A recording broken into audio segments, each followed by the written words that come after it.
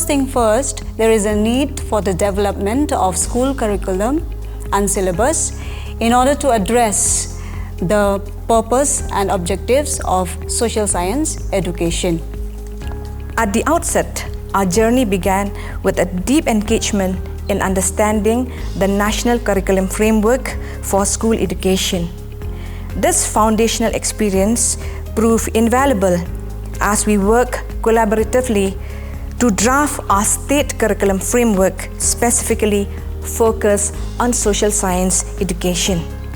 The teaching of language is not very easy, as we can say.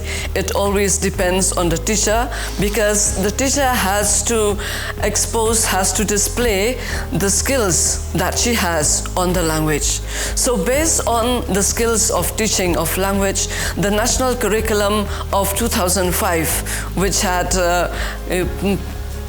display or bring out many of the points and the factors of teaching language in the schools, I've found that in the NCF 2005, the teaching of language in the schools has become easier because they have tried to develop the skill of listening, speaking, and writing at the same time. And as the time goes by in the higher classes, they have also tried to to develop in the students the skill of public speaking at the same time. Past experience about this subject, of course it is a subject which have not been paid much attention. It's a lot of work for us to evaluate and go ahead with this subject, but according to what we've discussed, it shows that there's a lot of work that needs to be done, and I just hope that whatever we've tried we will accomplish. The past experience regarding this SCF, I think we had a lot of work to do, where we made a lot of changes in the curriculum framework. And with the present experience, we are fortunate that we are having this very thorough and detailed brainstorming sessions as a science education group with our resource person, who's very resourceful.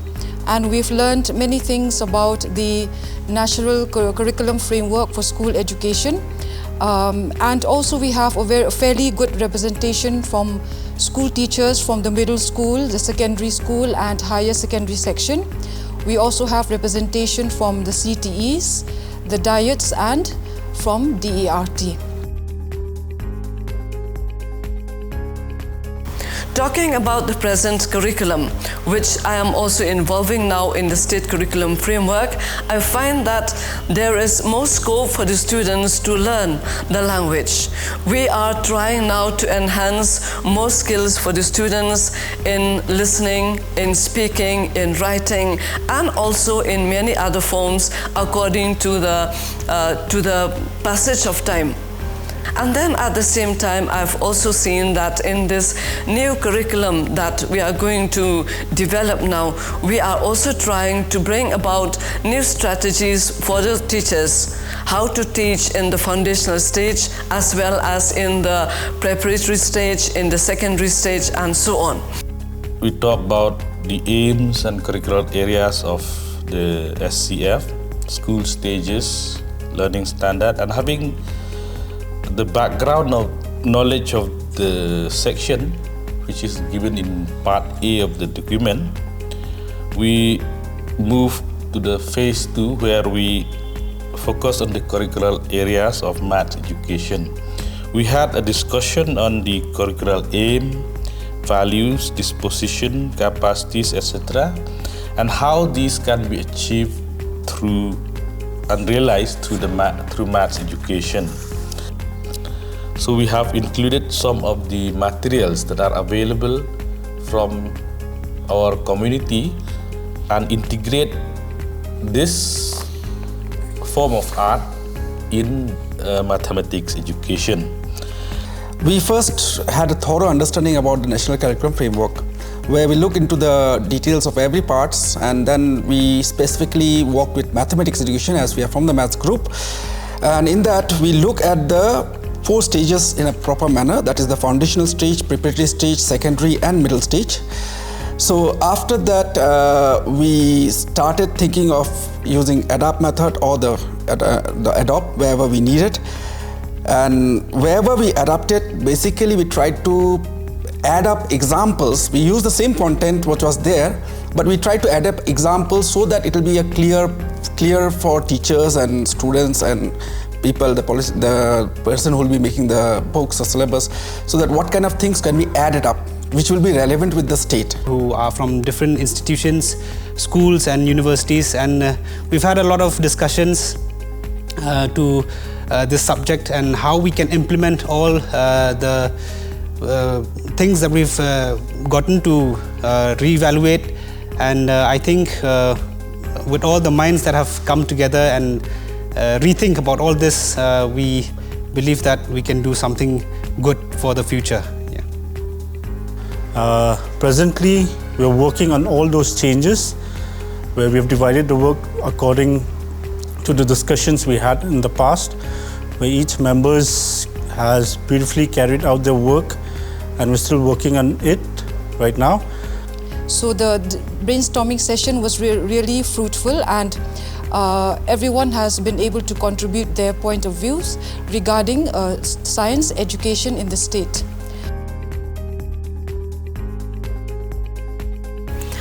As we go about with this new curriculum, we feel that a change in the curriculum calls for change in new strategies in the teaching jobs, and at the same time strategies also which should be adopted by the learners when knowledge is imparted to them. We know that learning is a continuing process. Teaching also is a continuing process, and so the educational aims also have changed from time to time because they have to meet to the needs and aspirations of the people, taking in consideration the advancements in various fields, especially in the field of science and technology. For our tomorrow, that means the children of tomorrow, India needs to move forward to meet the various issues of the students, the learners, and so because of all these, teachers will have to work side by side with the students and equip themselves with the new knowledge as per the time. That means they have always to update themselves with the time so that their service can be of great benefit to the students to whom they are imparting the knowledge. We made changes. I mean, the overall NCF, we have been following it, but there were certain changes in the form of examples. And we hope that these examples that we have added will be helping the teachers as well as the other members to understand how maths can be related with the activities around the place of the state. For the future expectations, I think we are looking at a very bright future if we can implement and work it out with whatever we've tried to do in our discussions. And I hope that everything that has been discussed will be implemented well, if not 100%, but at least 70 to 80% or maybe 90%. So I believe that we are looking at a very bright future, and the students of the state of Meghalaya will be benefiting a lot from this, and for the educational system in Meghalaya and the state as a whole. So we are very much looking for the future. Thank you. Now, with regards to future expectations, as we went through the document, the National Curriculum Framework, and which we have to contextualize it to our state, we have found that the state has still many inadequacies in terms of science education, in terms of number of teachers in the school. Then also inadequacies were found in the pedagogies of teaching, then in the assessment, infrastructure. Till today, as we came to know that the science curriculum in the school at the secondary level has been divided into theory and practice. Theory 80 marks and practice 20 marks for practical. But till today it has been found that science practicals examinations were never conducted, and in place of the 20 marks that's supposed to be done for practicals has been compensated by a simple written assignment. So these are some of the few inadequacies that we still find in our state, which really needs to be looked into if we have to put forward the state curriculum for school education, because a lot of work has gone through in the preparation of the state curriculum framework for science education. Therefore, we felt that it is mandatory for the state to conduct capacity building programs for all teachers at all levels, so that they will be made aware of the different new pedagogies of teaching science, new ways of assessment of students, so that the quality of science education in the state will improve.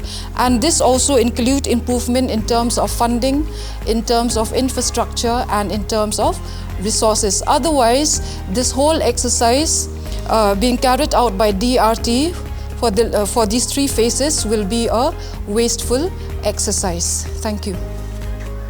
So what I've come to learn and come to experience with this curriculum framework, that it's challenging, but we do welcome the changes. But as we have gone through in detail, we do feel that it will take from the policy makers till the teachers to adopt this change, and the support from the government to make this the whole implementation of the new curriculum into a success. And I hope with that new state curriculum framework, we will be able to bring new textbook for the state of Meghalaya. And I believe that the curriculum that has been made contextual to the state of Meghalaya will be benefited to all.